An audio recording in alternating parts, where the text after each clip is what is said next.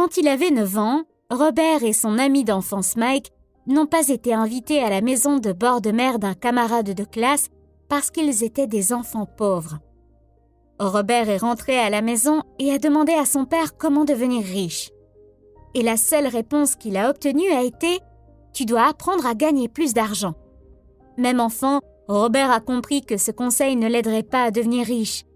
Le père de Robert, que Robert appelle son père pauvre, était enseignant et gagnait bien sa vie, mais il a toujours eu des difficultés financières.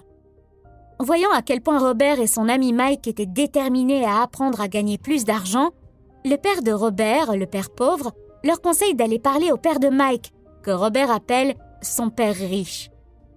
Robert et Mike sont tous deux très surpris car le père riche n'est pas encore riche. De plus, il n'avait jamais terminé son année de 4e, mais dirigeait plusieurs entreprises prospères. Néanmoins, ils sont allés rencontrer le père de Mike. Le jour de la rencontre, il leur a demandé s'ils étaient prêts à apprendre à gagner de l'argent. Ils étaient enthousiastes et ont rapidement hoché la tête. Il leur a alors fait une proposition. Il leur a dit qu'il leur apprendrait à gagner de l'argent, mais pas dans une salle de classe. Il ne leur apprendrait que s'ils travaillaient pour lui. Selon lui, ils perdraient leur temps s'ils voulaient simplement s'asseoir et écouter comme à l'école. Ils pourraient apprendre plus vite s'ils travaillaient pour lui. Robert voulait poser une question, mais il ne leur en a pas laissé l'occasion. Il a dit que s'il ne pouvait pas prendre une décision décisive, alors il n'apprendrait jamais à gagner de l'argent. Les opportunités vont et viennent, et être capable de savoir quand prendre des décisions rapides est une compétence importante.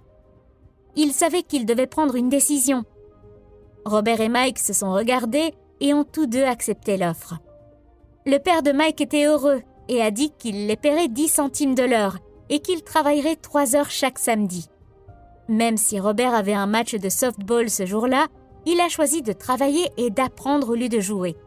Il savait que c'était sa chance et il ne voulait pas la gâcher. Robert et Mike ont donc commencé à travailler pour Madame Martin, qui était une employée du père de Mike et qui s'occupait d'un petit supermarché. C'était le genre de magasin où les gens achetaient des